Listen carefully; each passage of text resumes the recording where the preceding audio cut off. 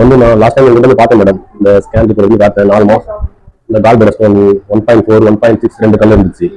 Godown material எடுத்தேன். நீங்க 6 month August மாசம் 4 நாள். இந்த போன வருஷம் 24.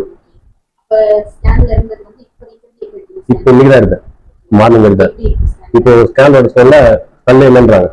அந்த ஸ்கேன்ல கல்லே இல்லை, சுத்தமா உங்களுக்கு எதுவும் இல்லை, உங்களுக்கு வேற ஏதாவது இதனால இதெல்லாம் ஒரு 1.5 மாசம் 2 மாசம் எடுத்துட்டு இருக்கேன். இன்னும் பாதி மெடிசன் இருக்கு, 2 மாசம் எடுத்துருக்கு. இது நல்லா இருக்குன்னு தோணுது, எடுத்துட்டு இருக்கேன். 1.4 1.6 ரெண்டு கல்லு சென்டிமீட்டர் மில்லிமீட்டர் சென்டிமீட்டர் பெரிய கல்லு சொன்னாங்க. ஆனா பட் அப்ப எடுத்த ஸ்கேனுக்கு இன்னைக்கு எடுத்த ஸ்கேனுக்கு ஸ்டோனே இல்லைன்னு சொல்றாங்க. நல்லா தான் இருக்கு. வெளியில வரும்.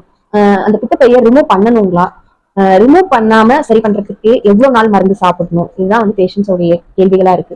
அது எப்படி டாக்டர் சர்ஜரி பண்ணி எடுக்கணும்ன்ற ஒரு விஷயத்த நம்ம ஹோமியோபதியில வந்து சரிப்படுத்த முடியுது சர்ஜரி பண்ணாம அப்படின்னு கேள்விகளுக்கான ஒரு எவிடன்ஸை தான் இப்ப கொடுக்க விரும்புறேன்.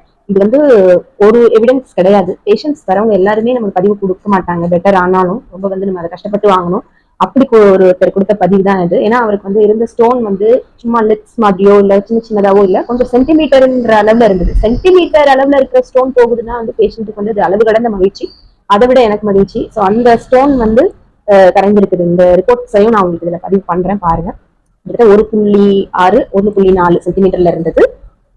ஒரு 2-3 மாத ட்ரீட்மெண்ட்டுக்கு அப்புறமா பெட்டர் ஆயிருக்கு.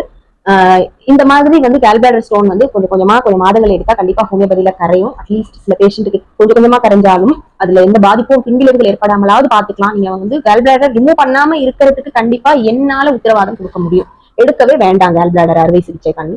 அதுக்காக நான் இதுக்கு முன்னாடியே போட்ட பதிவுகளுக்கு அப்புறமும் தொடர்ச்சியா போடுறதுக்கான காரணம் இதுதான். ஏன்னா